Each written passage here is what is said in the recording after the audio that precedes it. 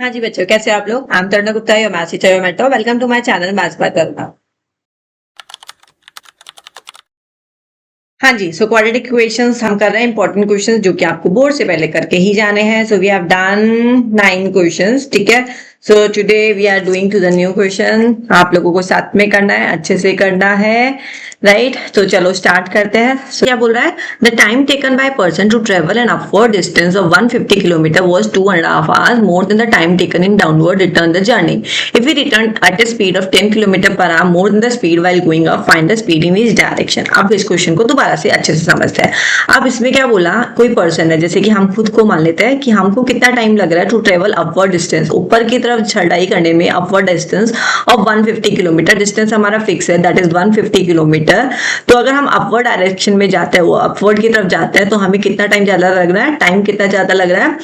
2 को मिक्स में कर लेते हैं, 5/2 आवर्स हमें more than the time taken in downward direction. Downward से ज्यादा लग रहा है हमें time in going to upward, obviously है, ठीक है।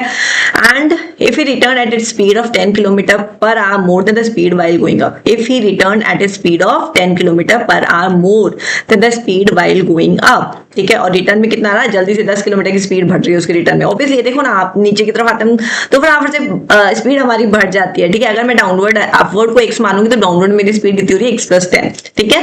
And then the speed while going up, find the speed in each direction, ठीक है। अच्छा क्वेश्चन है, इजी क्वेश्चन है बहुत। बस इसमें हम एक स्टेटमेंट डाल देते हैं, फिर हम हमारा क्वेश्चन स्टार्ट करते हैं, ठीक है। तो स्टेटमेंट क्या डालना है? Let the speed in upward direction, speed in upward direction be x ले लेते हैं, अपवर्ड की x ले लेते हैं kilometre per our, and downward की हम ले लेते हैं, डाउनवर्ड की ले लेते हैं। डाउनवर्ड में क्या हो रहा है? स्पीड बढ़ रही है ना, 10 किलोमीटर पर आवर, जैसा कि मैंने बताया था। तो क्या हो जाएगा? x+10 किलोमीटर पर आवर, ठीक है जी। तो ये हमारा रफ वर्क है, ठीक है। This is my rough work, इसको आपको फेयर में नहीं लिखना है, this is rough work, right. अब क्या बोला? लेट द स्पीड हमने बोल दी अपवर्ड डायरेक्शन में x है और डाउनवर्ड में 10 है, ठीक है। अब एक और चीज समझो आप लोग, अब हमें इक्वेशन किसके रेस्पेक्ट में बनानी है? टाइम के रेस्पेक्ट में, क्योंकि उसने क्या बोला? 5/2 आवर्स ज्यादा लग रहा है।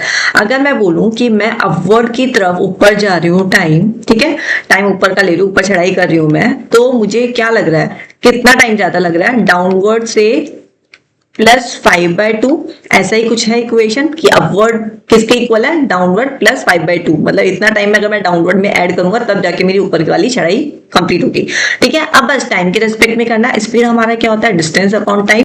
तो टाइम क्या हो जाएगा? Distance upon speed. तो हमारे को इस टर्म्स में इक्वेशन बनानी है। अब डिस्टेंस हमारा फिक्स है, दैट इज हमारा 150, तो 150 अपवर्ड, और स्पीड क्या है? हमने अपवर्ड की स्पीड क्या मानी है? x माना था, ठीक है। अगेन डिस्टेंस हमारा सेम है, और स्पीड कितनी थी डाउनवर्ड की? x+10 एंड दैट +5/2, ठीक है। ये हमारी इक्वेशन बन गई है। दिस इज आवर इक्वेशन, जिसपे हमें अब काम करना है पूरा। तो पूरा जो बेसिक अंडरस्टैंडिंग थी हमने बना ली, स्टेटमेंट लिख लिया अकॉर्डिंग टू द क्वेश्चन, हमने ये इक्वेशन बना ली, ठीक है। अब हमें सिंपल सॉल्व करना है। तो सबसे पहले हम क्या करेंगे? 150 अपॉन x वाली टर्म को एक साथ ले लेंगे, x+10 that is equal to 5/2, right, ठीक है। इतना समझ में आया? तो 150 अब यहाँ पे हम कॉमन ले लेंगे, 1/x minus 1/x+10, right, that is equal to 5/2। अब यहाँ से मैं 5 150 को कट कर सकती हूँ, तो 5 3 15 30 आ जाएगा। तो यहाँ से मैं इसको एलसीएम ले लेते हैं, x+10 minus x upon x+10, right, और 30 को मैं राइट हैंड साइड में डिनोमिनेटर में 2 के साथ में भेज देती हूँ, तो 2 × 30 60 हो जाएगा, डन। तो ये हमारा x से x कैंसिल हो रहा है, राइट, ठीक है। अब हम क्या करेंगे? इस 10 के साथ में 60 को ले आओ, और यहाँ पे हमारा x+10 हो जाएगा। क्रॉस मल्टीप्लाई कर दिया मैंने, कुछ भी नहीं किया ज्यादा स्पेशल, बस अब हमें इक्वेशन खोल ली है। 10x और 600 को हम साथ में ले लेते हैं, तो -600 = 0। अब आ गया हमारे वापस से मिडिल टर्म स्प्लिटिंग, ठीक है। अब यहाँ पे प्रोडक्ट हमारा -600 होना चाहिए और सम हमारा 10 होना चाहिए, ठीक है। एक आपको ट्रिक बताती हूँ ना, जब ये ऐसे बड़े बड़े नंबर आ जाता है ना, डबल जीरो सिंगल जीरो, तो आपको क्या करना है? प्रोडक्ट में से, बेटा ये रफ वर्क है ना, इसको कुछ भी फेयर में नहीं डालना है, तो यहाँ से 2 जीरो एक बार के लिए हटा दो, और 1 जीरो सब में से हटा दो। प्रोडक्ट में से 2 जीरो हटा देना, सब में से 1 जीरो हटा देना, तो आपकी इक्वेशन किस तरीके से बन जाएगी? इस तरीके की इक्वेशन बन जाएगी। आ रहा है समझ में? ठीक है। अब हमारा प्रोडक्ट -6 है और सम हमारा 1 है, तो मैं ये वाला नंबर ले सकती हूँ, +3x -2x -6। हाँ जी, समझ में आ रहा है? ठीक है, हो रहा है ना, 3 में से 2 गया तो 1 आ गया और 3 into 2 गया तो -6 आ गया। ठीक है, अब मैं क्या करने वाली हूँ यहाँ पे, बस मेरी इक्वेशन बन गई है। ठीक है, यहाँ पे मैं क्या कर दूंगी, एक्स स्क्वायर, मेरे पास मिडिल टर्म स्प्लिटिंग में नंबर क्या है 3 और 2 आए, तो मैं दोनों में यहाँ पे क्या कर दूंगी 30 लगा दूंगी और यहाँ पे 20x कर दूंगी और ये मेरा 600 एग्जैक्टली सेम हो जाएगा।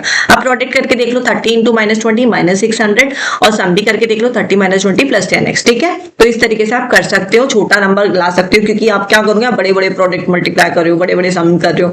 ठीक है, बड़ी रिजल्ट के, तो you have to do this way, this is the simpler one, आराम से हो जाएगा। अब यहाँ से x कॉमन ले लो, 30 -20 x + 30, x की वैल्यू मेरे पास में यहाँ पे 20 एंड -30 आ गया। ठीक है जी, तो यहाँ पे अगेन हम स्पीड को नेगेटिव तो कंसीडर करेंगे नहीं, यहाँ पे हम स्पीड को पॉजिटिव कर लेंगे। Therefore the speed in the upward and the downward directions are 20 और 20 + 30 10। ठीक है ना, तो यहाँ पे बस स्टेटमेंट लिख दीजिएगा लास्ट में, देयरफॉर स्पीड इन अपवर्ड में कितना था, that is 20 kilometre per our, right, and downward में कितना हो जाएगा, +10 था, स्पीड बढ़ गई थी ना हमारी, 20 + 10 that is equal to 30 kilometre per hour. हाँ जी, समझ में आ गया, इजी क्वेश्चन था, अच्छा था, बढ़िया। आपको ट्रिक समझाने की कोशिश की है मैंने यहाँ पे। ठीक है, और ये ऐसा क्वेश्चन पक्का आता है एक। ठीक है, तो इसको आप अच्छे से करके जाइए, समझिए, नहीं समझ में आता step number 2, watch this video again. Third step अपने आप से जरूर करना है, third step is very very important. अगर आप अभी नहीं हुआ ना तो वहां पे भी नहीं होगा, तो मेक श्योर खुद से जरूर से करना है, राइट। ठीक है जी, चलो बाय बाय।